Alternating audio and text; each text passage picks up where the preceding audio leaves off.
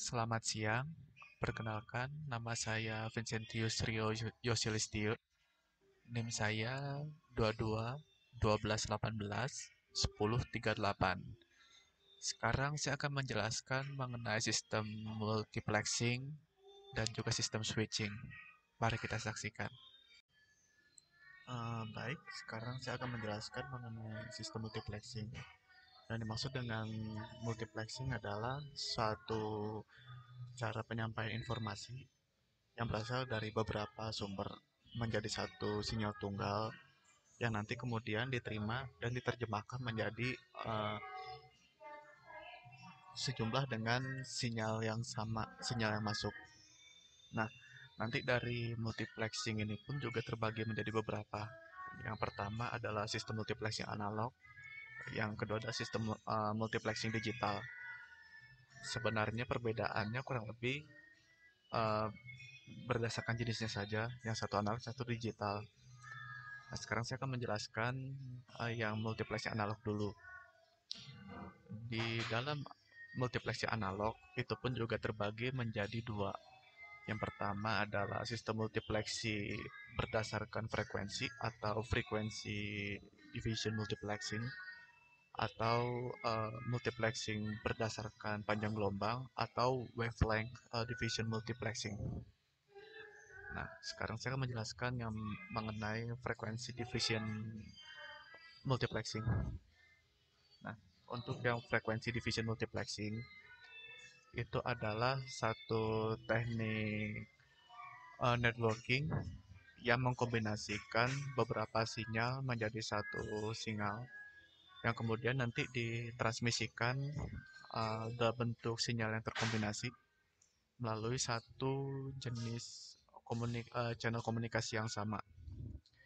Nah, di receiver side maksudnya itu di sisi penerima. Nah, dari sisi penerima yang terjadi sebaliknya. Di sisi penerima yang terjadi adalah proses demultiplexing. Sementara kalau kita yang sebagai transmitter atau sebagai pengirim itu terjadi yang namanya sistem multiplexer atau multiplexing. Nah, antara multiplexing dan demultiplexing itu terjadi secara simultan. Jadi, andai kata kita mengirimkan satu sinyal, itu oleh multiplexer itu dikecilkan menjadi satu gelombang sinyal sejenis yang kemudian nanti diterima oleh receiver, diterjemahkan menjadi sejumlah dengan sinyal yang masuk melalui sistem atau proses demultiplexing. Nah, untuk frekuensi division multiplexing ini terjadi dengan cara komunikasi menggunakan sistem frekuensi yang tidak saling overlap, maksudnya tidak saling tumpang tindih, namun dengan satu waktu yang sama. Jadi antara frekuensi satu dengan frekuensi yang lainnya itu dipisahkan oleh masing-masing frekuensi, namun dalam satu waktu yang sama. Nah, hanya saja untuk yang FDM ini atau frekuensi division multiplexing itu karena menggunakan satu channel yang sama secara bersamaan sering terjadi yang namanya interferensi sinyal atau interferensi gelombang.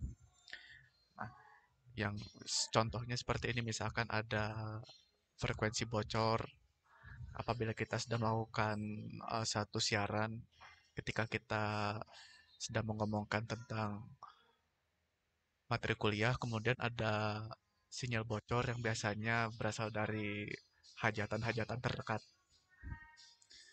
Nah, umumnya kalau FDM ini paling umum digunakan sebagai gelombang radio, antara lain gelombang AM, FM, atau siaran televisi atau apa namanya jaringan televisi, kabel TV, dan semuanya masih bersistem analog.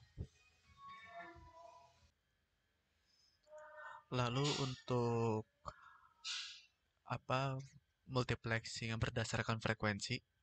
Contohnya apabila dalam kehidupan sehari-hari itu adalah sistem komunikasi yang masih menggunakan jaringan kabel koaksial atau kabel apa? Kabel masih kabel timah itu. Kemudian saya akan menjelaskan mengenai sistem multiplexing yang berbasis dari panjang gelombang atau wavelength division multiplexing.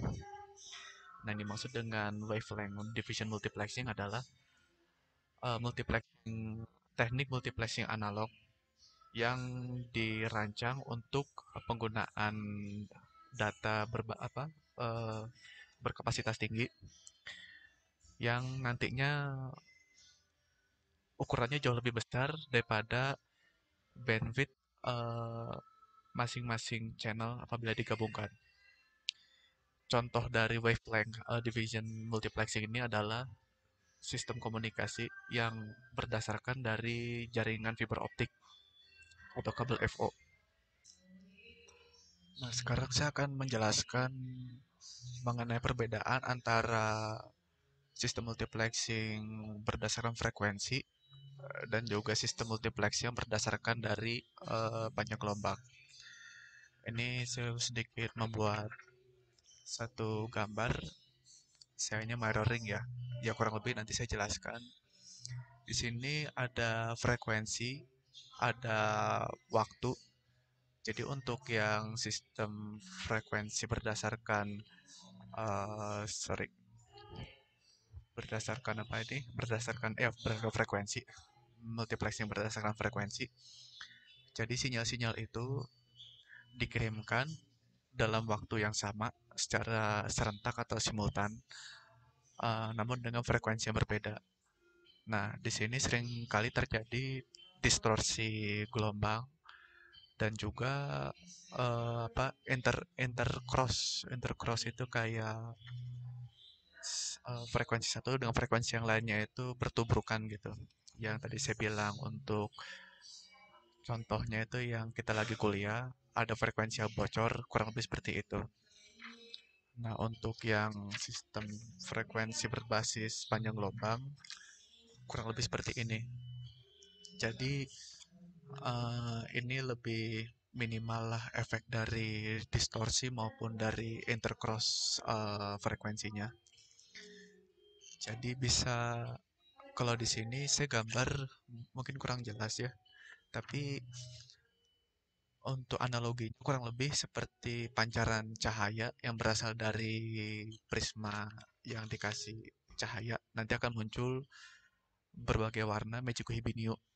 Jadi ini ada apa? Ada sinyal yang masuk, kemudian diterima oleh multiplexer. Nah, nanti dari multiplexer itu diubah menjadi satu gelombang sinyal yang sama, tunggal, gelombang sinyal tunggal. Kemudian nanti di sisi penerima ada namanya demultiplexer atau yang menerjemahkan dari sinyal yang tadinya tunggal kembali menjadi sinyal yang masuk gitu. Baik, kemudian saya akan menjelaskan mengenai sistem multiplexing yang digital. Untuk sistem multiplexing yang digital, ini hanya terdiri dari satu sistem saja, yakni sistem multiplexing berdasarkan waktu atau time division multiplexing.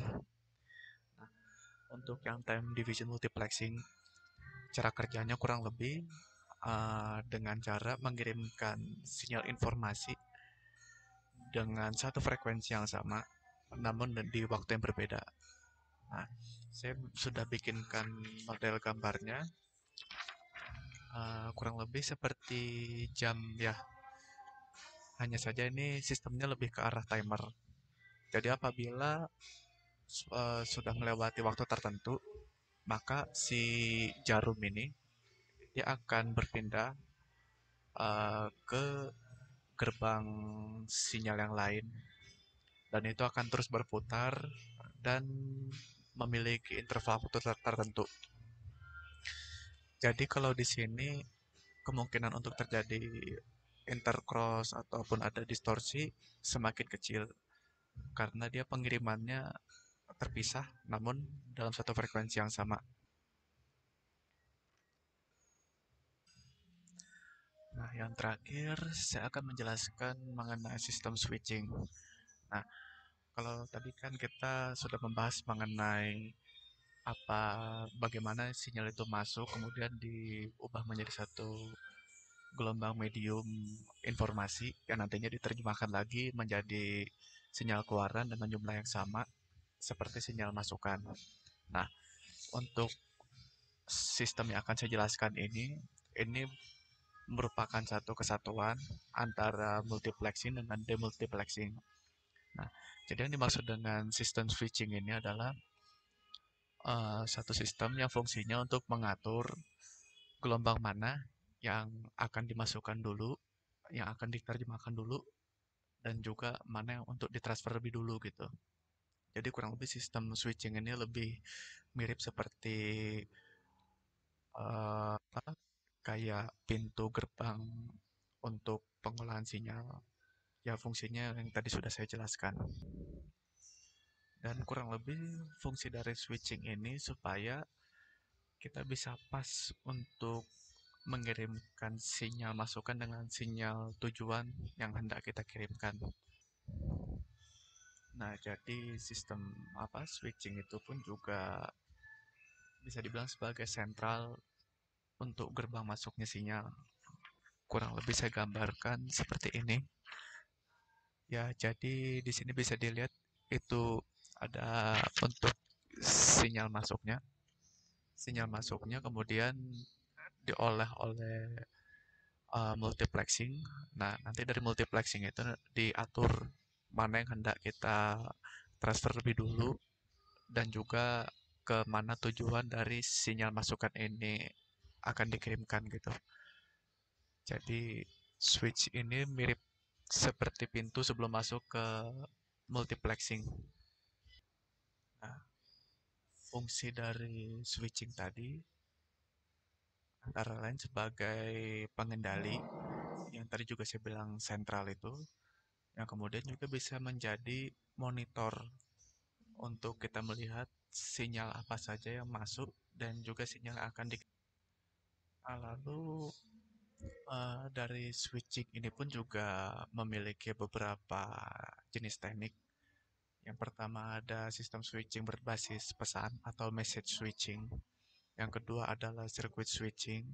Dan yang ketiga adalah sistem switching berbasis paket. Sekian video penjelasan saya mengenai sistem switching dan juga sistem multiplexing. Semoga video yang saya buat bisa menjadi manfaat bagi penonton sekalian.